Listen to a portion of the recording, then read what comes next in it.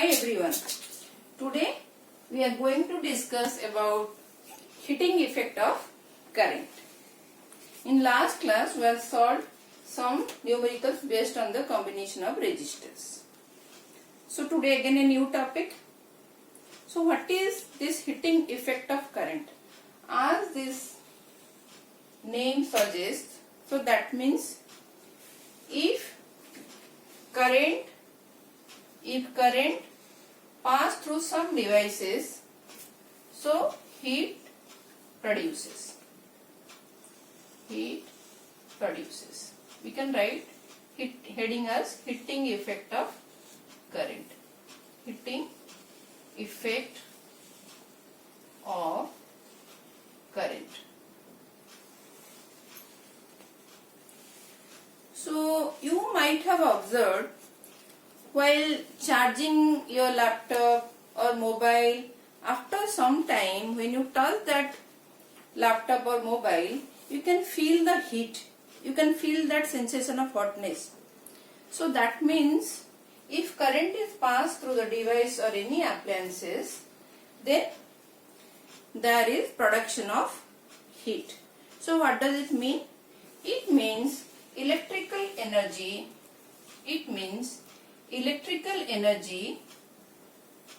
is getting converted to heat energy. These conversion examples you have studied in lower classes. But today I am going to discuss why this heat energy, why this conversion is happening. Okay. Sometimes this conversion of heat, that heat energy you are getting, sometimes it is useful to us and sometimes it is wastage only. So where it is wastage? Suppose you are charging your laptop and it is getting heated up. Is it required? Can we utilize that heat? Can you make tea? Can you make tea over that laptop? No. So that means that heat energy is getting wasted. Then where this is useful? You have seen the electrical iron box or your water heater. So when you are supplying current to your iron box, so it is getting heated up and that heat we are using to iron our clothes. Similarly for water heater, toaster, so their heat and this conversion is useful. That means we are using or utilizing this heat energy. Okay. So how it is happening? Let us try to understand. You know, this heat produces by friction. Okay. Suppose you are clapping like this. Keep on clapping hard. Keep clapping. Then what you will observe? You will observe after some time some sensation of heat around your palms. So that means friction is responsible for your heat. Friction is responsible for your heat.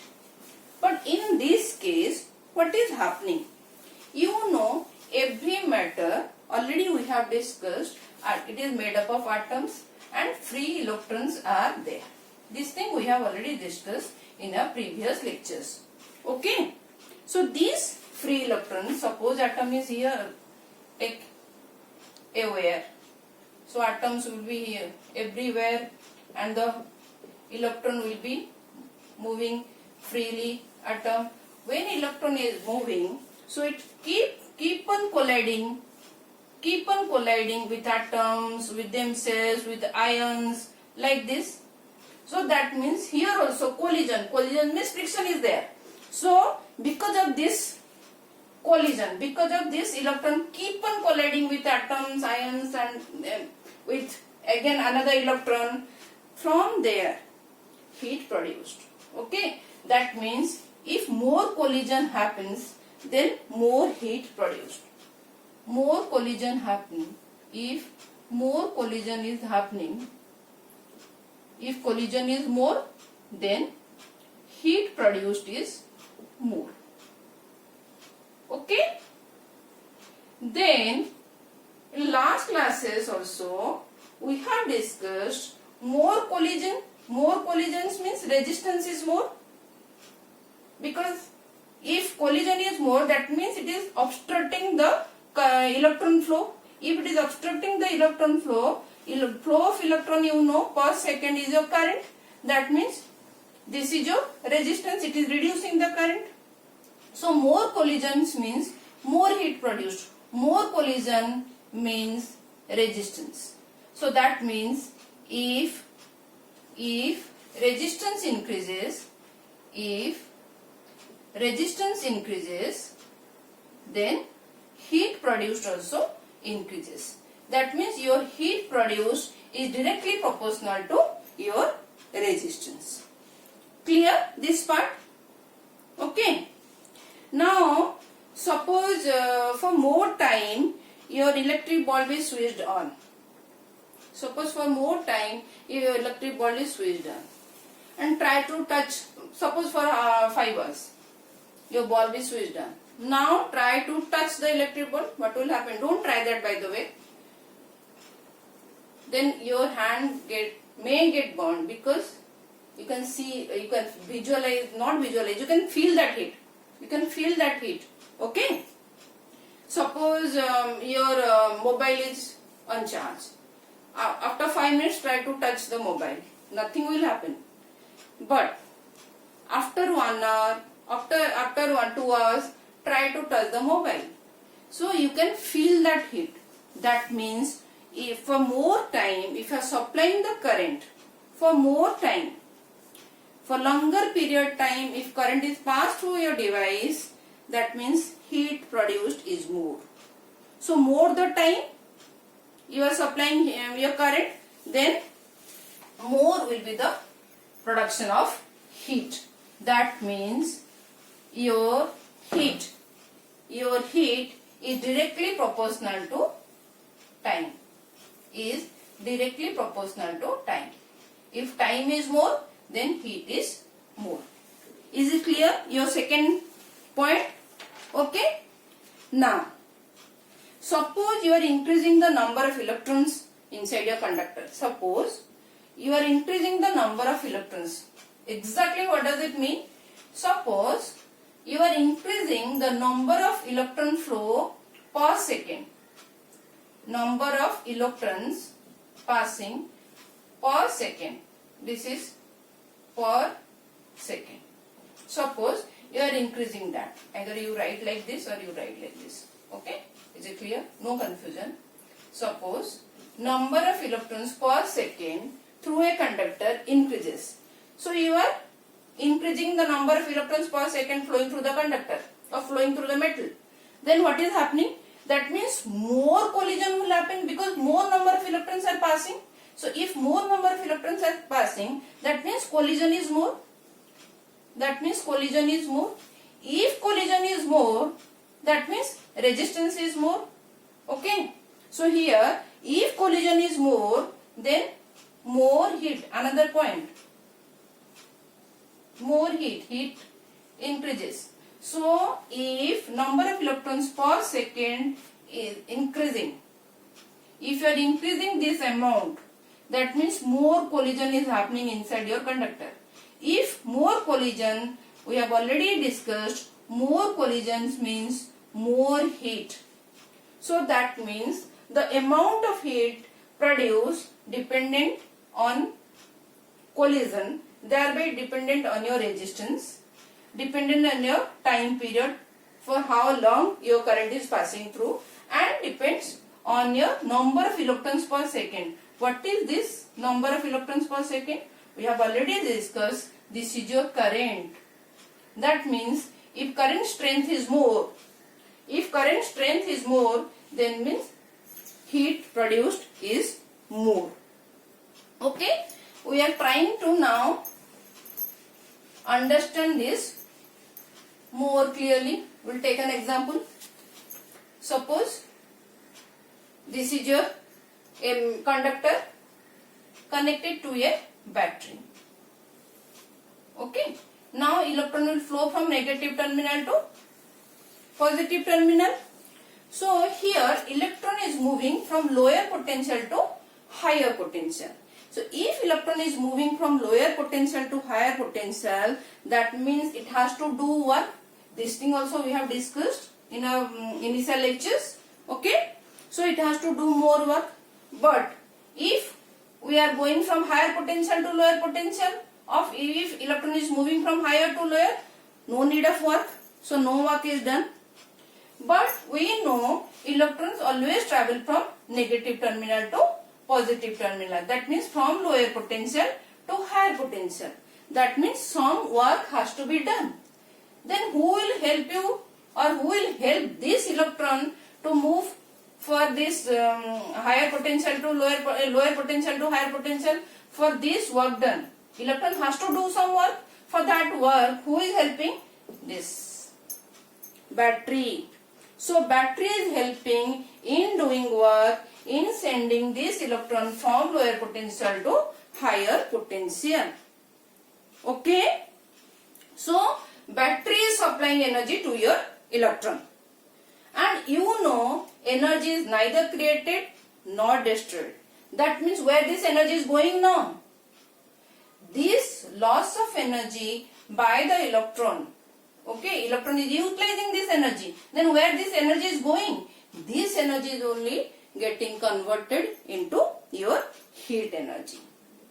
Okay, and we have already also discussed work done is equal to your energy. So here you know we have discussed potential V is equal to W by Q.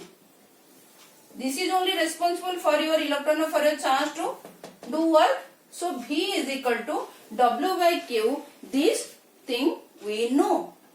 And we know Q is equal to how much? What is your Q? What is your Q? Q is equal to IT. This thing also we have discussed. Why? I current flow is charge per unit time. Okay. So W is equal to VQ. W is equal to VQ. This W is your energy only. This is your energy. So energy is equal to VQ. What is your Q? IT. So VIT. Clear? Energy is equal to VIT. Now this is one of the relation. Then how to again express this value? So W is equal to VQ, energy is equal to this, and we know this electrical energy is getting converted to your heat energy. So we can write H is equal to also W is equal to VQ. We have written over here W is equal to, rather I'll start from here so that you will not get confused. So V is equal to W by Q and W is equal to VQ. This thing we got and this we got also. H, electrical energy is your heat energy only, VIT. This much we got now. Now, we can write H is equal to VQ. We can write H is equal to VQ. Okay. Now, what is V? Ohm's law. Ohm's law. V is equal to IR. V is equal to IR. And what is this Q? What is this Q? IT. T is the time period. Okay. So IR into IT. So we can write H is equal to I square RT. This is another relationship. Is equal to I square RT. Okay. Now H is equal to I square RT we got now. In place of I square, suppose in numericals question is not given, this current is not given but voltage is given. Then quickly you can utilize another formula. We can substitute current by voltage and we can calculate our required amount of heat energy. So how to do that? You know V is equal to IR, Ohm's law. Ohm's law, V is equal to IR. Then what is this I? V by R. This thing also we have already discussed. Okay, so in place of I square, put V by R, substitute V by R whole square into RT. So this means V square by R square into R into T. This square get cancelled, so R remaining. So what is the value now? What is the value now? So this will be V square by, so H is equal to V square by R T. So this is your next relationship. So H is equal to V square by R T.